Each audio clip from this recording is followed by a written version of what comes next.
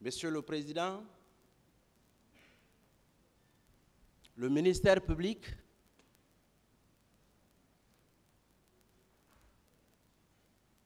je ne sais pas.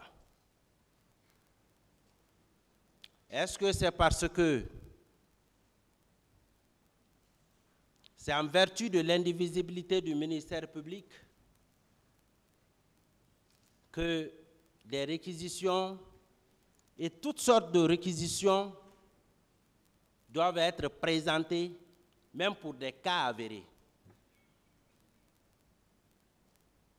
La réponse sera donnée dans votre décision.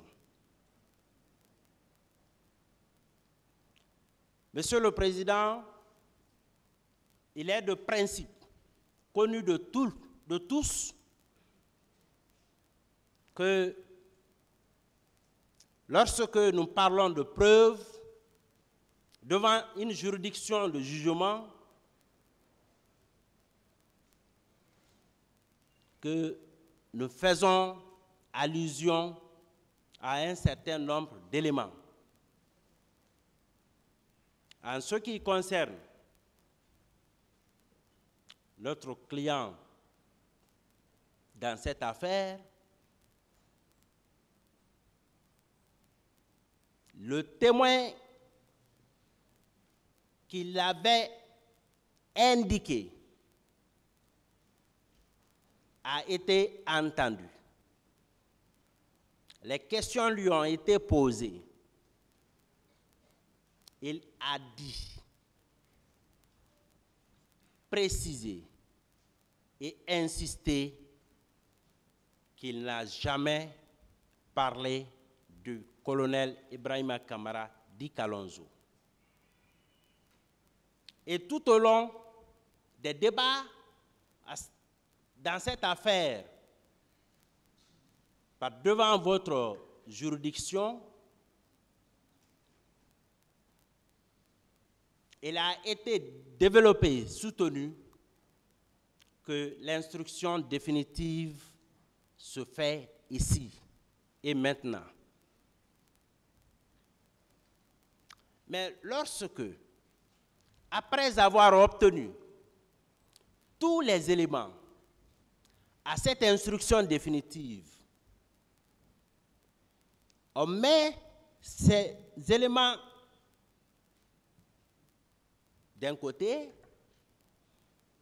on revient sur ce qui avait été déclaré à l'instruction préparatoire pour tenter de dire que si vous voyez que le témoin s'est rétracté, que c'est parce qu'il s'est rendu compte de la gravité des faits. Mais, Monsieur le Président, est-ce que c'est le ministère public qui s'est rétracté pour dire les motifs de la rétractation, ou c'est la partie civile qui s'est rétractée pour dire les motifs de la rétractation? S'il y a variation, le témoin, lorsqu'il change de version, le témoin, son témoignage et sa déposition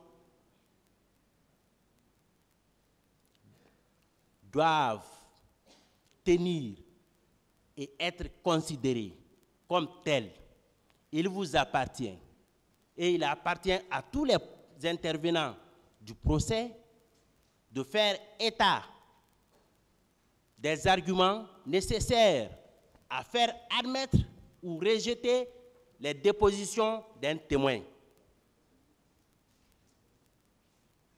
Dans ce dossier de la procédure, les témoins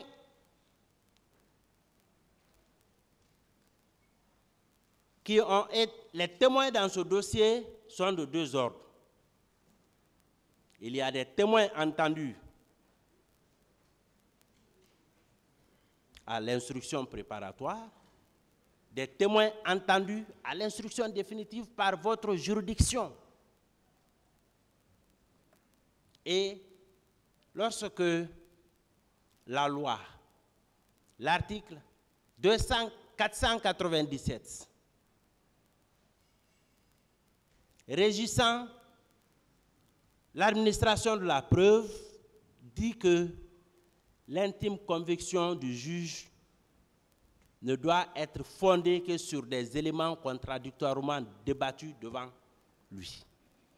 Dans ce dossier de la procédure, il est constant et établi que le capitaine Sori Kondé, à l'occasion de sa déposition devant la juridiction de jugement, a eu à varier et à changer complètement au point que acte a été pris dans le primitif, et il a réitéré et déclaré d'ailleurs que relativement à l'équipe de patrouille dans laquelle il faisait partie, qu'il était le chef. Il était le chef du bord. Mais est-ce que quelqu'un va varier au point de s'accuser lui-même? La question, cette question posée trouvera la réponse dans votre décision à intervenir. Et la réponse est d'ores et déjà connue, même du ministère public. Mais il faut faire semblant, il faut chercher à sauver aussi la face. Mais ils auraient mieux fait, ils pouvaient mieux réussir cette œuvre,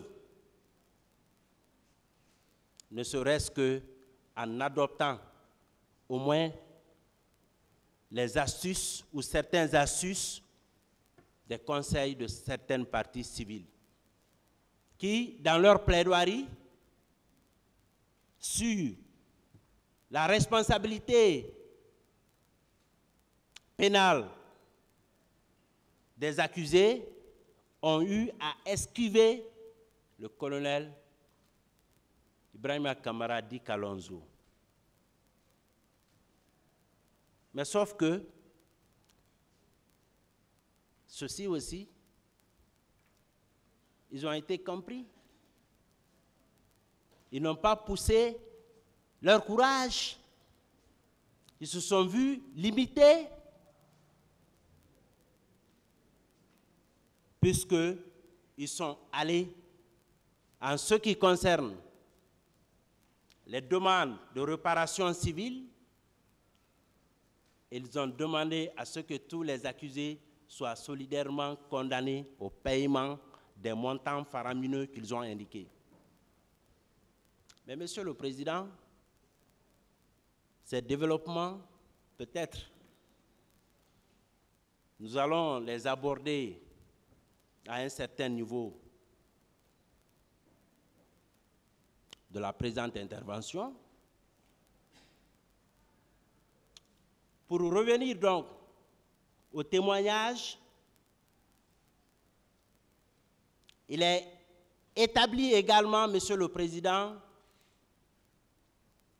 que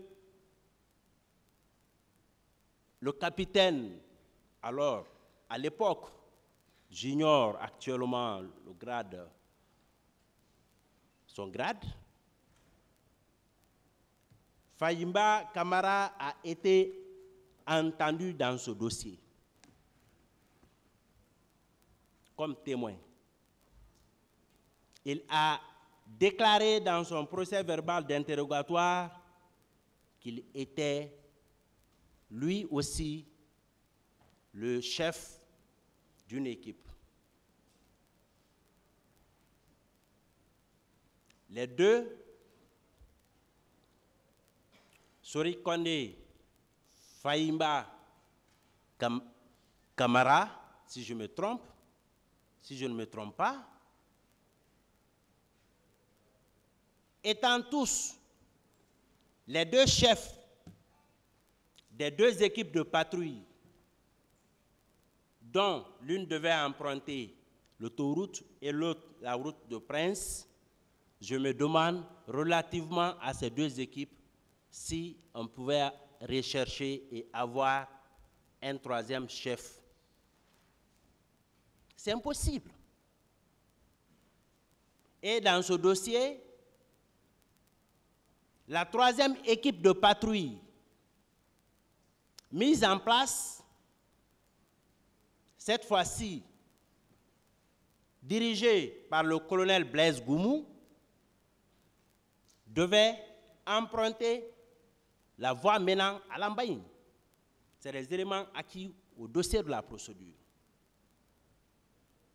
Des éléments à la disposition du ministère public, des parties civiles. Mais non, on ne veut pas faire état de cela, de tous ces éléments pourtant constants et établis. On met de côté. On dit non, il faut requérir, demander au tribunal. Il lui appartiendra de rendre sa décision. Et après, ils seront très prompts à déposer leur déclaration d'appel. Préparez-les.